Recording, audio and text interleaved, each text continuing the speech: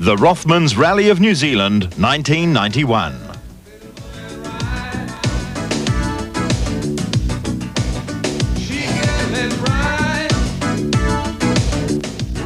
The rally started in great style last night with a publicity stage in Auckland around the Epsom showgrounds. The big crowd caved for excitement and the competitors gave it to them. Although he's the top seed, Carlos Sainz was 2 seconds down on the pace after the first stage. In this rally, that could count heavily. A last-minute dash from the Auckland Wharf saw a group of Japanese entrants make the rally by the skin of their teeth, and everybody cooperated to make sure they made it. It should only be a few minutes. Good, right? How long have we got?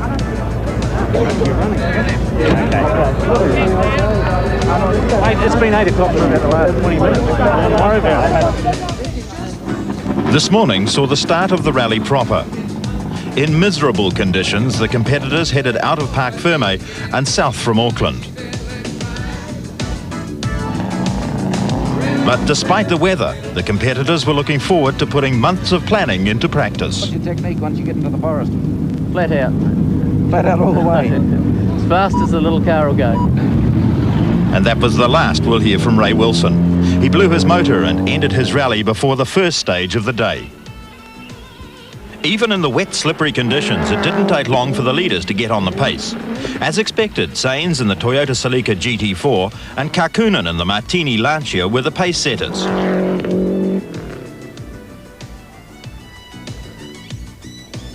Surprisingly, Alain in the Subaru was third.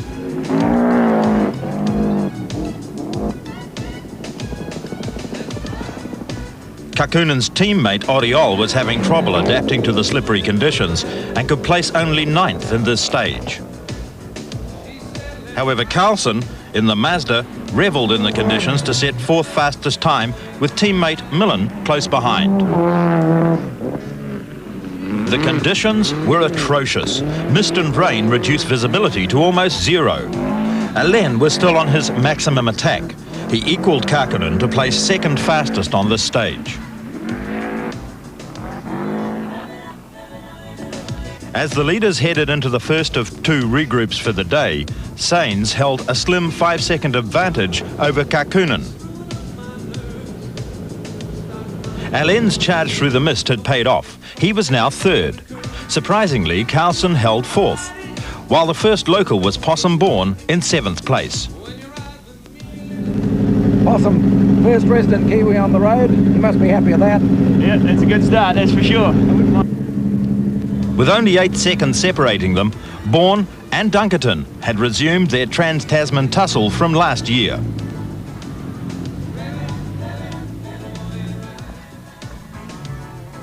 Stage 4, and Alain continues to charge at the leaders. Also on the attack, Oriol was equal fastest with Sainz on this stage. On the longest stage of the day, Sainz pulled out all the stops to take 12 seconds off Kakkonen. Kakkonen seemed to have no answer to the Spaniard in these conditions.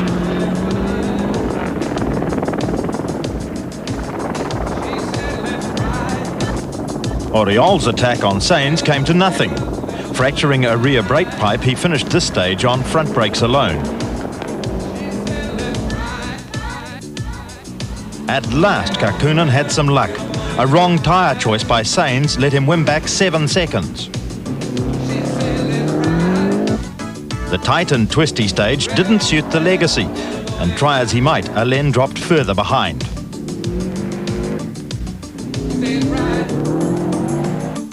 With his rear brakes now fixed, Oriol charged again and won the stage.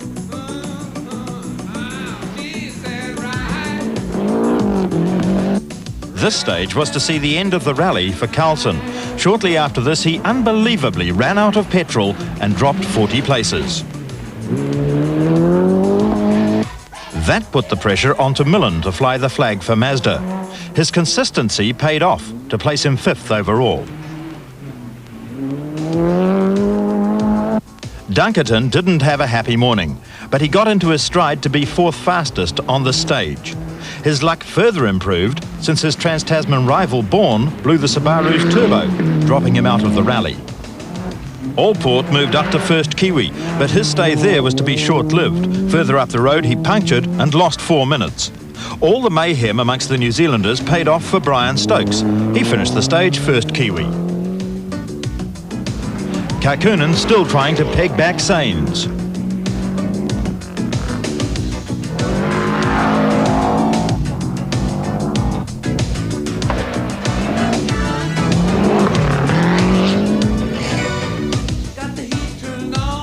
The man on the move is Dunkerton. He's now lying 5th. The pressure is on and Sains is trying.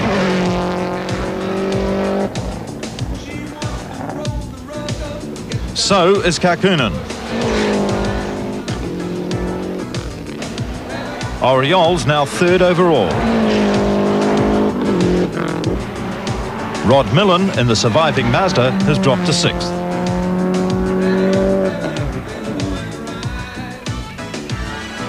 Neil Allport's fixed his puncture, but he's got a lot of time to make up.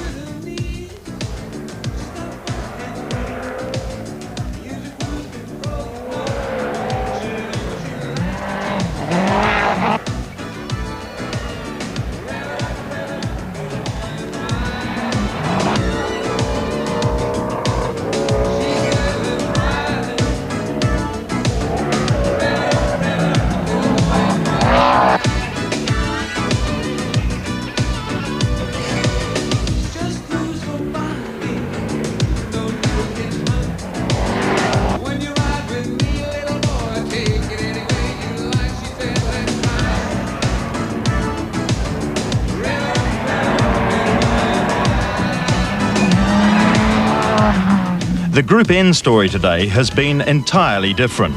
It's been anything but close. The Finn Tommy Markinen has easily walked away from the rest of the field.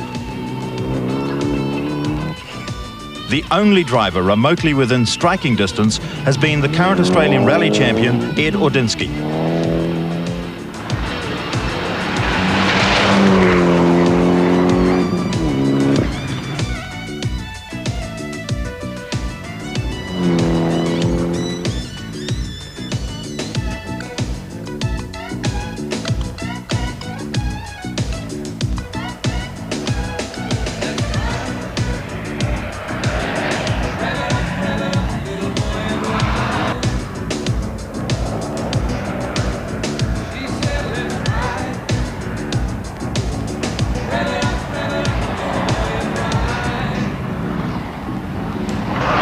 The Finn Tommy Markinen leads Group N, followed by the Australian Rally champion Ed Ordinsky.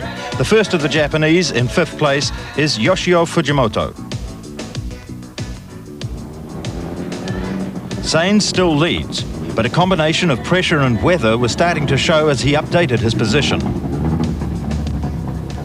In the official times, 22:22, and all the time is the same. Here, first it was 18:22, now 18:44. I don't understand.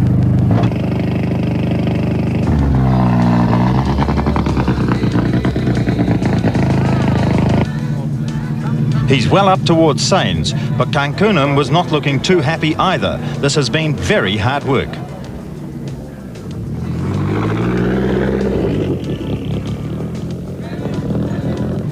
Marco Alain made it, but a lot of the field didn't. Stage 10, the second of the night stages. Sains continued to hold the lead, but his margin was getting slimmer. All day, Kakunen has relentlessly kept the pressure on the Spanish champion, and the gap can still be measured in seconds. The late afternoon stages did not suit Alain, and he dropped well over a minute behind the leaders. By the end of the day, Sains led by a narrow 19 seconds. Oriole has moved to 3rd, and Dunkerton has moved to 5th. I've been covering this event for something like 20 years, and this is about the worst day I can remember. It's been bitterly cold, wet, generally thoroughly unpleasant for everybody. Mind you, it hasn't kept the spectators away. I can't remember, too, so many cars being out on the first day, something like 11. And of course, we've lost Possumbourne and Ray Wilson. A real tragedy.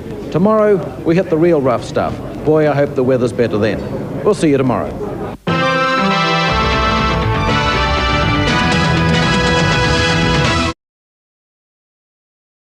For what's usually the most telling day of the rally.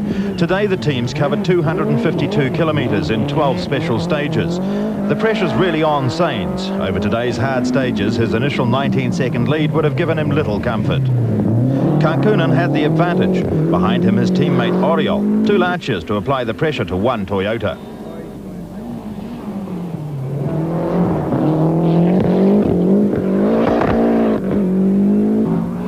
Although Alain's unlikely to take the overall lead, at times he's as quick as the top 3. In 5th position, Dunkerton poses little threat to the top drivers, but he's got his own worries. Next in the running order should have been the Mazda of Millen, but he blew his turbo earlier this morning, dropping almost 5 minutes. In the past, this stage has not been good for Brian Stokes. Last year he withdrew through the Motu, so he's got to be nervous.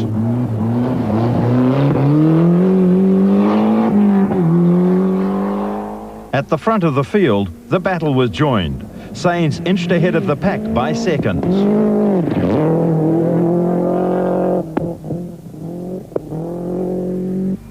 Although they may seem unspectacular at times, our radar speed gun shows just how fast these cars can be.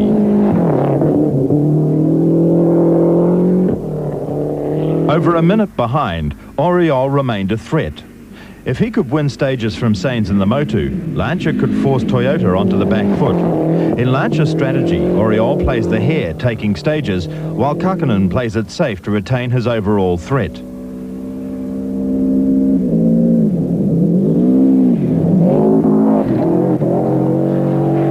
After running out of fuel yesterday and finishing in 48th place, Carlson's back in the race.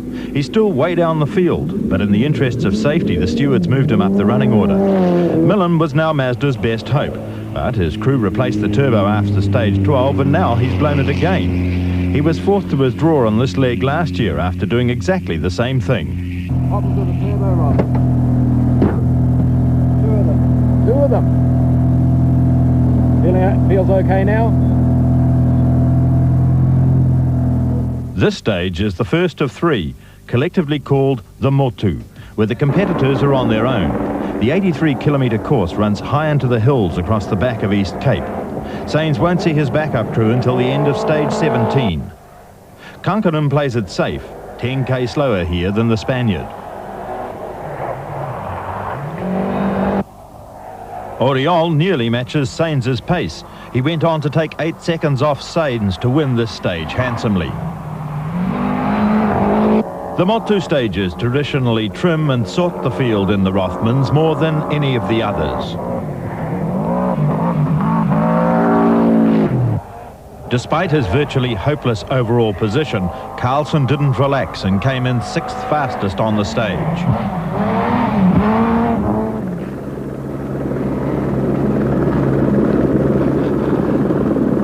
Sainz is driving virtually the same car he drove to victory in the Rothmans International Rally of New Zealand last year. He's got 500 tyres to choose from. No wonder he got confused yesterday, and a huge support crew. Toyota have a big investment in his success.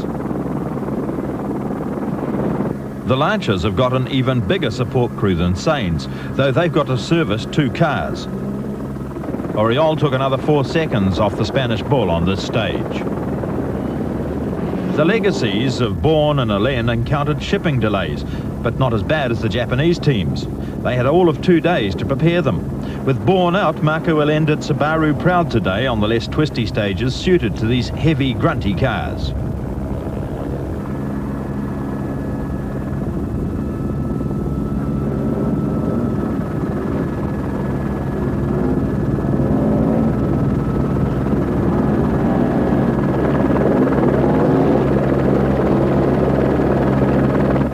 Toyota sustained minor body damage front and rear.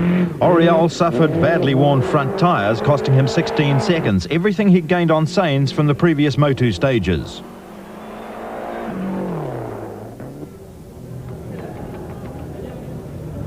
Are you happy with the gap back to Juha?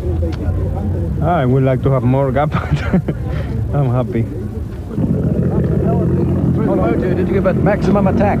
Well, I have in the first two motor in problem, you know, our engine is too tight and our turbo is not well. But last stage I coming quite well, you know, not big difference. But you know, first three car is going very well. I'm really coming flat out, but I pay all the time. No chance, I give. No more. The dreaded Motu done with, and they're certainly spreading out, with almost 9 minutes down to Dunkerton at 5th, but it's still tight at the top. A short publicity stage through the park in Gisborne drew a good crowd, but made little difference to the results.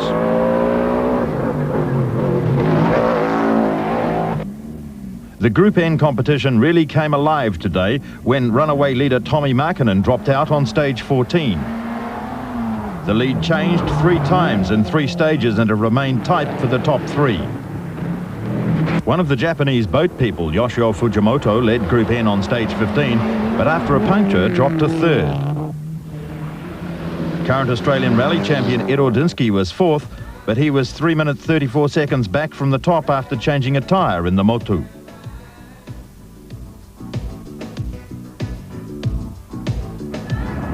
The pressure was relentless. The winning margin had been measured in seconds, and this time the seconds went to Kakunen.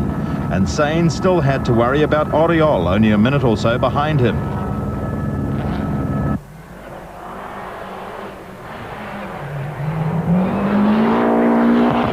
Marco Alen remained on overtime with the Legacy, but continued to drop time to the leaders. Starting the day, first New Zealander Brian Stokes survived the Motu but dropped time to Allport, and now he's second in the New Zealand Stakes. It was on this stage last year that Allport ended his rally on his roof. Disaster comes in 3s, and on this stage Millen blew his 3rd turbo for the day.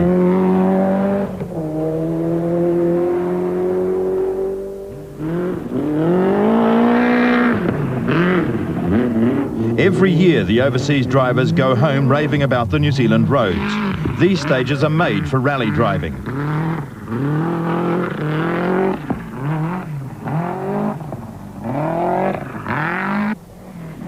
Kakunen didn't let up. He took back 3 seconds on this stage to keep the Spaniard in a Lancia Vice. With the rest of the North Island storm-lashed, the rallies come up very lucky today.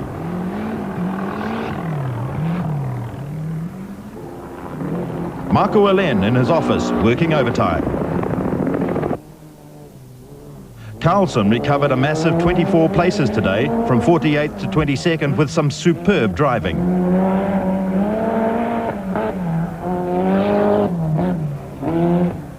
After one more stage, the field headed into a Potiki for a welcome break before the last 2 stages and home to Rotorua. Tonight, the points board looks like the one at the regroup at Gisborne. There's nothing in it.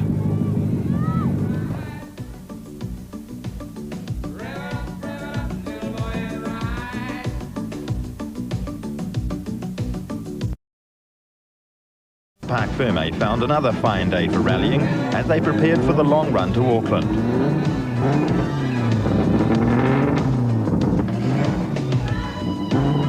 Leading New Zealander Neil Allport summed up the feeling of the field. I will be a bit steady, I think, to start. Just to really see, I suppose, how Brian goes. You know, I don't want to make any mistakes just at the moment. Still quite a lot of stage mileage left, so, you know, you don't have to push it really hard. Twice New Zealand national rally champion, Allport's not renowned for taking it easy. His biggest worry's been Ford Sierra Cosworth driver Brian Stokes. Just going to take it as it comes. Hopefully we'll have a crack at Neil and see if we can peg him back. That's our aim. Yep. Like Allport, Stokes is no stranger to top competition. The third Kiwi to watch today, leading the Group N class, Hamilton's Ross Meekings. Oh, I think we can hold that. Not much point going too hard today. Still 2 days left, remember? A lot of guys reckon that they might have been trying a wee bit hard yesterday, so they're not here today. We don't want to be a casualty. In the first stage of the day, Carlos Sainz broke Dunkerton's Rotorua Street stage record by 7 seconds. Kakunen broke it too. In fact, the top 5 cars broke it, including the Aussie himself, by 3 seconds.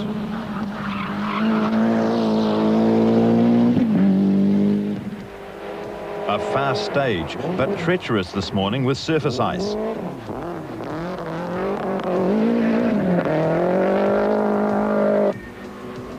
Karkinen was handicapped by the Lancia team's choice of tyres. He dropped a disastrous 24 seconds here. Oriol, with the same sort of tyres, handled it a little better, but still dropped 19 seconds.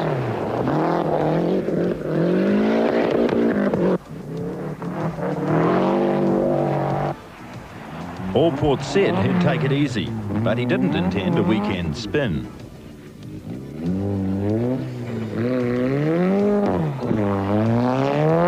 With Stokes gaining on him for first New Zealander, maybe Allport was looking over his shoulder. Carlson continued his relentless climb through the field and now ran 15th. Sainz' lead stretched out again. At last, he pretty well secured it.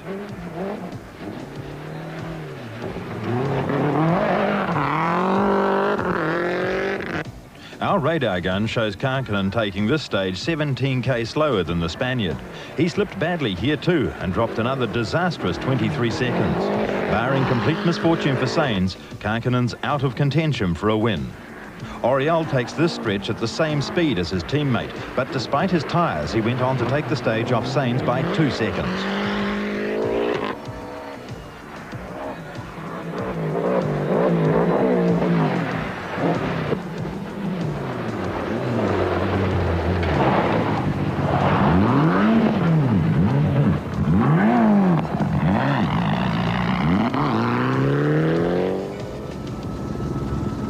Sainz now had a more comfortable minute 36 lead on the field.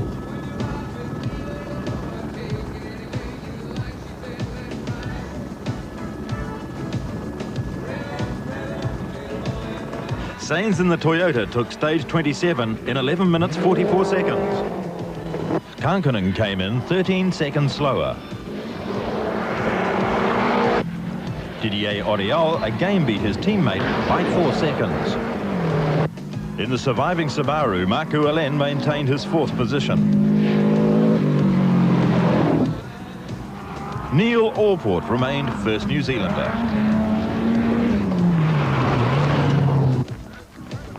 It seemed by now that most of the Waikato was heading for Mystery Creek, one way or another.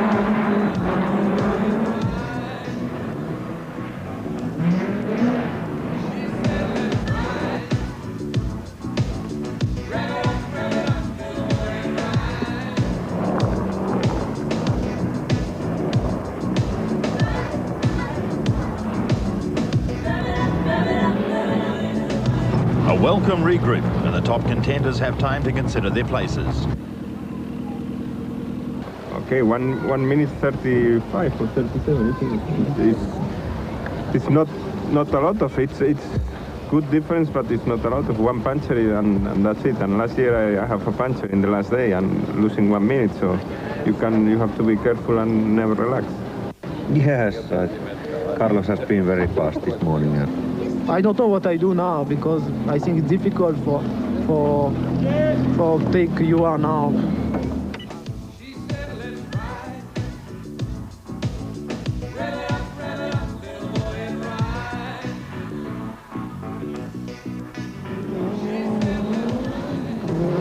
Mystery Creek and the top drivers really turned it on for the big crowd.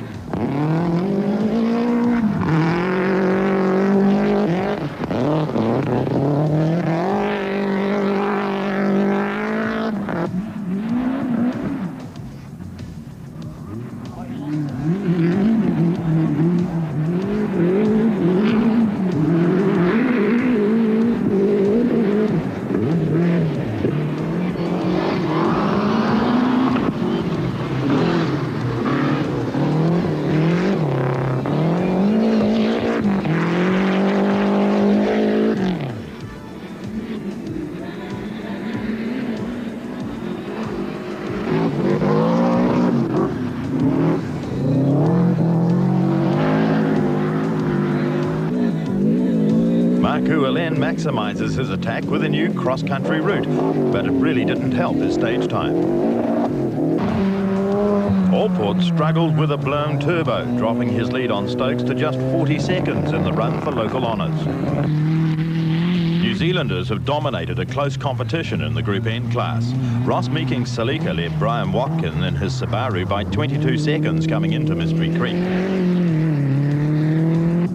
Watkin closed the gap to 17 seconds on this stage.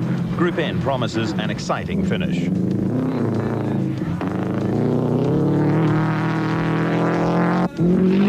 In the local Group A honours, Allport picked up again on Waterworks Road, equalling Sainz' stage time, only 3 seconds behind the Lancers. His gap to Stokes grew to 1 minute and 6 seconds.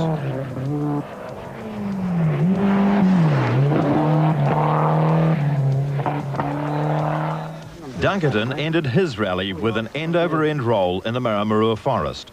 He put in a great run, holding down a steady 5th. Inside wheel got caught in on the left-hand corner and it just threw us right over. Breathe all right?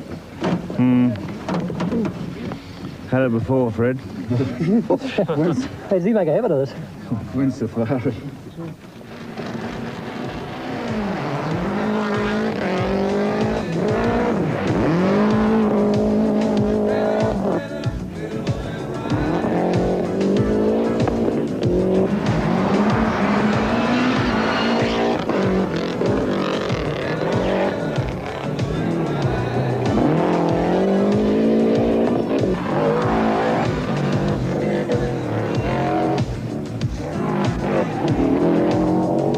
Lost the upper hand for local honours to Stokes in the Maramarua Forest.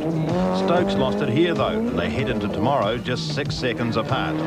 Meanwhile, Stuart Eyre added some extra light with a collapsed suspension.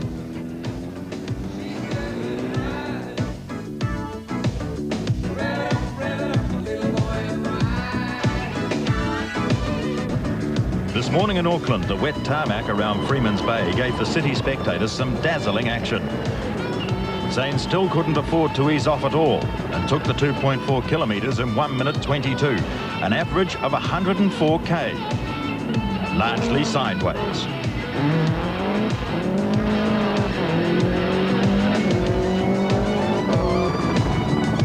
Karkanen, back on the pace, took it a second slower.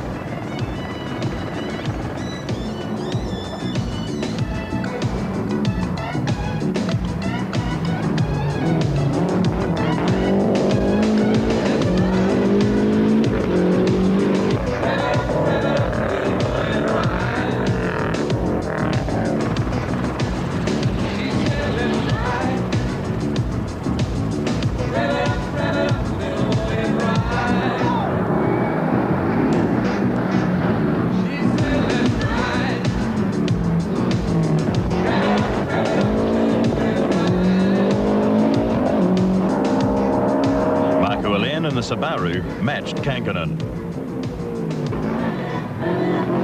Apparently these streets do see some illicit racing at times, but it's tanks for the memory with this action.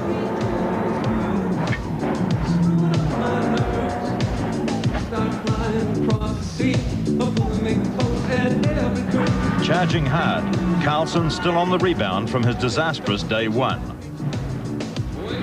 Back onto the dirt. Toyota came through in 7 minutes 31.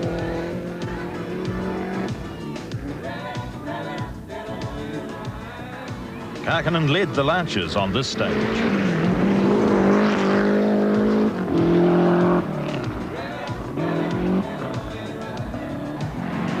Oriol fell 9 seconds behind his teammate for the stage.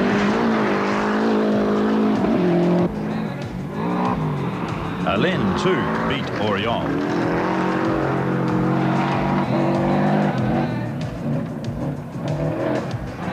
The New Zealand competition remains hot. Allport extended his lead by a precious 6 seconds on Stokes.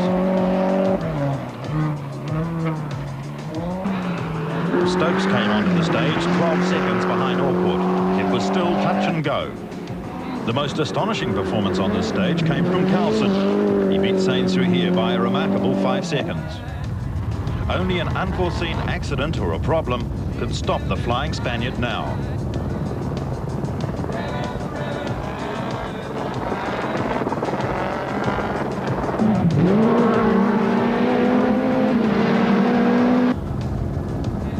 For the Lancers, time was running out.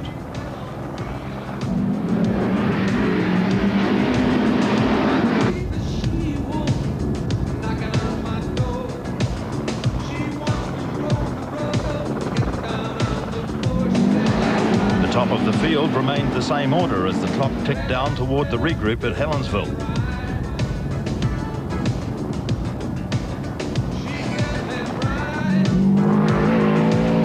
The big pressure remained on top New Zealander Allport, and it was showing here.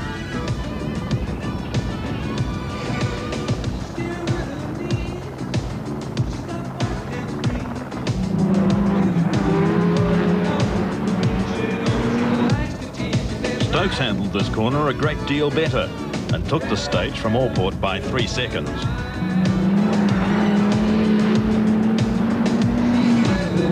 Mechanical problems have spoilt Millen's rally, but he equalled Carlson here for a 5th equal on the stage.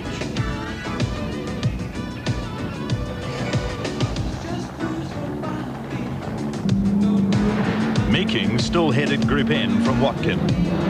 Carlson still charging. He's given the Mazda a solid test. With 3 stages to go, the overall positions were pretty well unchanged, but the clock's still ticking in the Rothmans International. Run this as he gets counted down and starting off on this course. Let's just have a look and follow it round for you. A fairly solid, reasonable base there, but he won't want to get wide and get off it because the grass is very, very wet and slippery. Over the first jump, into the water splash coming up. You've heard Carlos say already that he has enough seconds up his sleeve now not to need to take any risks. But bear in mind, when he says that, he's still driving a lot quicker than you or I or most of the rally drivers in New Zealand could.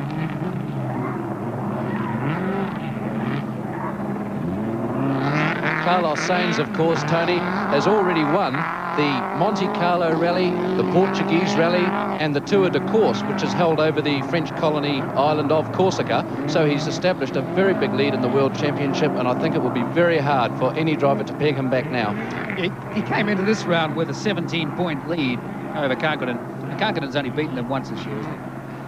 Interesting, though, that Kankkunen is in fact the only driver to beat Carlos Sainz fair and square since September last year. You can see there it's very, very wet and muddy when they get on the grassy patches. Second car, which is Juha Kankkunen, is on the course now. Pick him up in just a moment. And this little course is actually taking slightly longer than we thought it might for the top runners. In particular, the zigzag piece there where they do need to get onto the grass. No traction at all out there, even for the four-wheel drive cars, and you can see they lose forward momentum. I would expect that Kankkunen and probably Oriol and maybe Carlson, who's been the flyer this morning, will take some time out of Sainz here. Not enough to make any difference. He's 122 up. Well, Tony, Carlos Sainz, as I say, he's come 12,000 miles. He's only got a few kilometres to go to win the rally and possibly take an unassumable lead in the World Championship. He doesn't want to do anything silly now and have to go back to Germany and say, sorry, guys, I muffed it. So car 4 on the track now. Didier Oriol, as Sainz comes through the tunnel, the latter stages of this little bit over 3K course. Get a time for you as soon as he finishes. Oriol, co-driver Bernard Orcelli, 32-year-old Frenchman, is on course. As Carlos finishes off in style. Coming down for the last few hundred metres now of the Rally of New Zealand.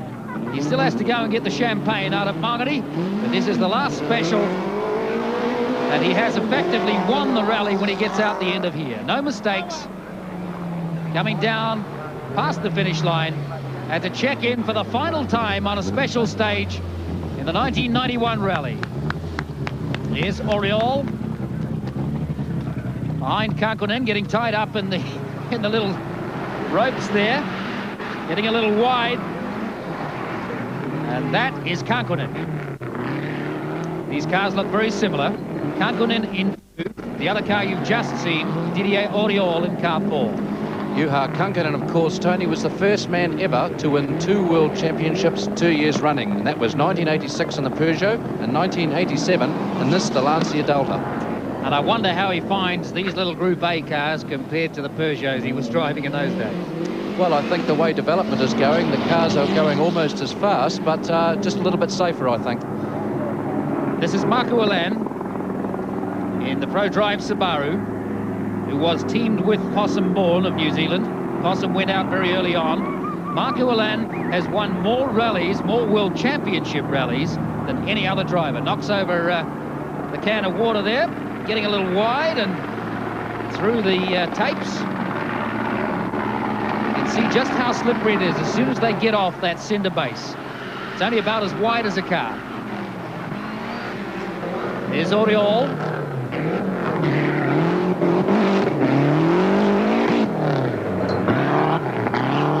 Didier Oriol reaching the latter stages now of his 1991 Rothmans Rally of New Zealand. Didier Oriol, of course, like Carlos Sainz, came from the Ford School of Rallying, made his name with Ford, and when Ford wanted to sign him for the big money as the #1 driver, he was taken away by one of the continental teams. And certainly has paid dividends. He was the guy that made the big charge on the Motu stages. This is Marco Allan, who really has been frustrated on this rally.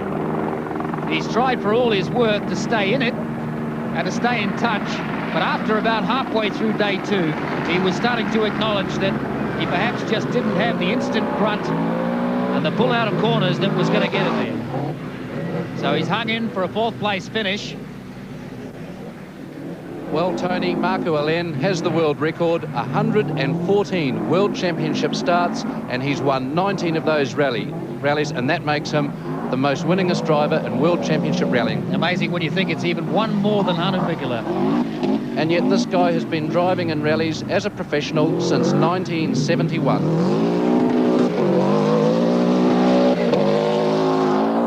Our last blast, there's Rod Millen waiting to start, the expatriate Kiwi, who's had an up and down rally. We'll tell you about that in a moment. As Allan reaches the last check-in point, and that's Neil Allport on course now. Neil Allport in the main freight Mazda. Well, Neil Allport's one of my favourite drivers. He's always spectacular. In fact, that's his nickname, Mr. Spectacular. He's fun to watch. He gives the crowd plenty of thrills with his spectacular driving style, and I'm really pleased that he's managed to come through and be the leading Kiwi on this event. Had a few DNFs over the years, had some bad luck. He always has very good car preparation. He's driven a very sensible rally this time, and certainly deserves to be up where he is.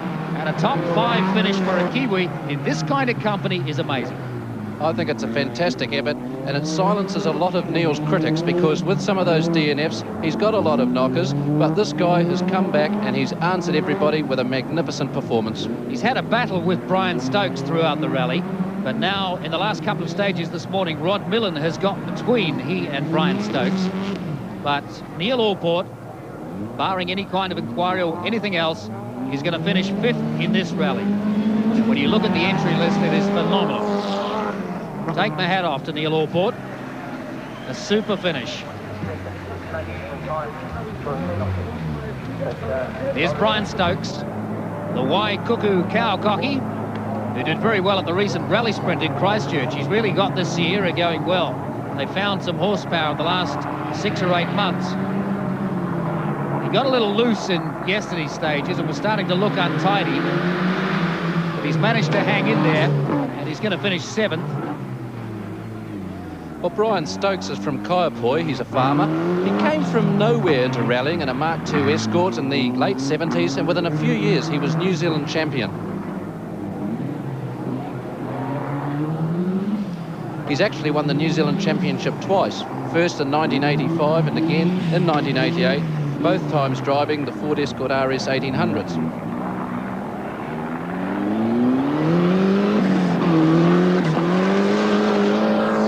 Good drive from Stokesy. And that's Ross Meekings on the course now, who leads the Group N challenge. And he's going to end up with an excellent place too. He's going to end up unofficially in 8th place, which for a Group N car, which is basically a standard production car, that again, Kevin, is a phenomenal performance. Considering retirement from the sport, it's a brilliant comeback. Brian Watkin is right behind him in the Subaru on course now. He's going to end up in probably in 10th place. Well, Brian Watkin, he's been rallying for as long as I can remember, 18 years or so. He's 39 years old, a dairy farmer, and he also plays competitive indoor cricket and golf, so he's a real sporting man and made his name in Holden Tirana XU1 cars many years ago before graduating into the Escort RS 1800s and RS 1600s. As Meekings treads gingerly around the latter stages, certainly getting cut up. This is going to be difficult for the cars coming hereafter. I think really straight lines are going to be the story.